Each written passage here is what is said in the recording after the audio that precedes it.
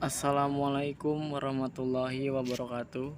Kami dari kelompok 5 ingin mempresentasikan tentang materi ekonomi koperasi. Sejarah koperasi. Koperasi mulai tumbuh dan berkembang di Inggris pada pertengahan abad 19, yaitu sekitar tahun 1844, yang dipelopori oleh Charles Howard di kampung Rochdale. Namun sebelum itu, sebenarnya inspirasi gerakan koperasi sudah mulai ada sejak abad 18 setelah terjadi revolusi industri dan penerapan sistem ekonomi kapitalis. Gerakan ini digunakan oleh masyarakat ekonomi lemah, terutama buruh yang penghasilannya sangat kecil. Gerakan ini bertujuan untuk memecahkan persoalan ekonominya akibat tekanan pemilik perusahaan yang menyebabkan ekonominya makin lemah. Setelah berkembang di Inggris, koperasi menyebar ke berbagai negara baik di Eropa daratan, Amerika, dan Asia termasuk Indonesia. Koperasi sebenarnya telah masuk ke Indonesia sejak abad ke-19, yaitu sekitar tahun 1896 yang dipelopori oleh R.A. Wiryatmaja. Organisasi koperasi. Pertama, struktur action organisasi koperasi. Ada anggota. Rapat anggota merupakan pemegang kekuasaan tertinggi dalam koperasi. Tetapi bukan berarti rapat anggota bersifat tak terbatas. Kekuasaan tertinggi suatu rapat anggota tetap ada batasannya, yaitu prinsip koperasi dan peraturan perundang-undangan yang berlaku. Sehingga jika misalnya rapat anggota mengambil keputusan yang bertentangan dengan prinsip koperasi dan perundang-undangan yang berlaku, maka keputusan itu akan gugur. Kedua, ada pengurus. Pengurus dalam koperasi mempunyai kedudukan yang sangat menentukan bagi keberhasilan koperasi. Sebagai organisasi ekonomi yang berwatak sosial, pengurus koperasi dapat dipilih dari dan oleh anggota koperasi dalam rapat anggota. Bagi koperasi yang beranggotakan badan-badan hukum koperasi, masa jabatan pengurus koperasi paling lama 5 tahun. Tentang persyaratan untuk dapat dipilih dan diangkat menjadi anggota, pengurus ditetapkan dalam anggaran dasar. Ketiga, ada pengawas. Sesuai dengan Undang-Undang Nomor 25 Tahun 1992, keberadaan lembaga pengawas pada struktur organisasi koperasi bukan merupakan sesuatu yang diwajibkan. Artinya, karena pengawasan terhadap koperasi pada dasarnya dilakukan secara langsung oleh para anggota, maka tidak semua koperasi wajib memiliki lembaga khusus yang bertugas melakukan pengawasan. Kebutuhan akan lembaga pengawas pada setiap koperasi sangat tergantung pada ukuran koperasi yang bersangkutan. Selanjutnya ada manajemen koperasi.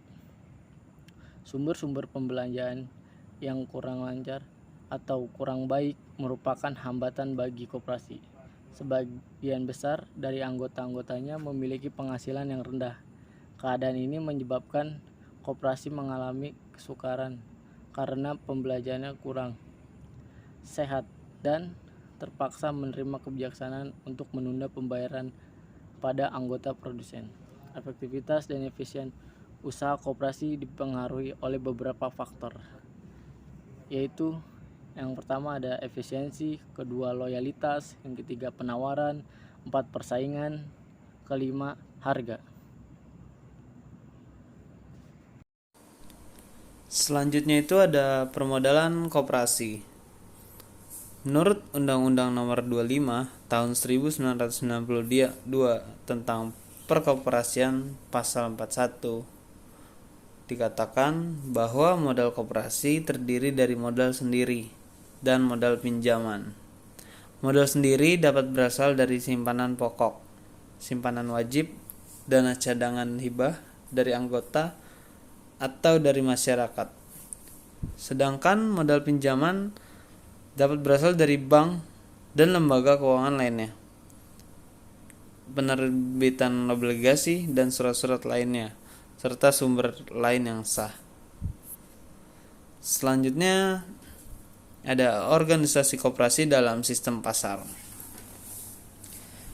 Jadi dalam potensi koperasi dalam sistem pasar menghendaki dan merencanakan dalam tiap usahanya untuk memperoleh keuntungan atau memanfaatkan maksimal sehingga perusahaan tersebut dapat memperoleh keuntungan atau sisa hasil usaha yang mampu mengadakan cadangan-cadangan guna mengembangkan usaha selanjutnya. Kekuatan-kekuatan potensi yang dimiliki perusahaan yang ideal adalah kekuatan yang berhubungan dengan adanya unsur-unsur seperti skala ekonomi, mempunyai posisi tawar-menawar di dalam pemasaran, pemanfaatan keterkaitan pasar, dan biaya transaksi. Skala ekonomi diperoleh dengan mengantisipasi tingkat penjualan yang cocok dengan meminimumkan skala efisien. Bargaining positif di pasar ditempuh agar dalam persaingan pasar bisa dipertahankan harga jual barang dengan memperhatikan gerak para pesaingnya. Untuk kesimpulannya, koperasi yaitu suatu perkumpulan yang memiliki kemampuan dalam bidang ekonomi yang berjuang untuk memperjuangkan kesejahteraan anggotanya pada khususnya dan kesejahteraan masyarakat pada umumnya.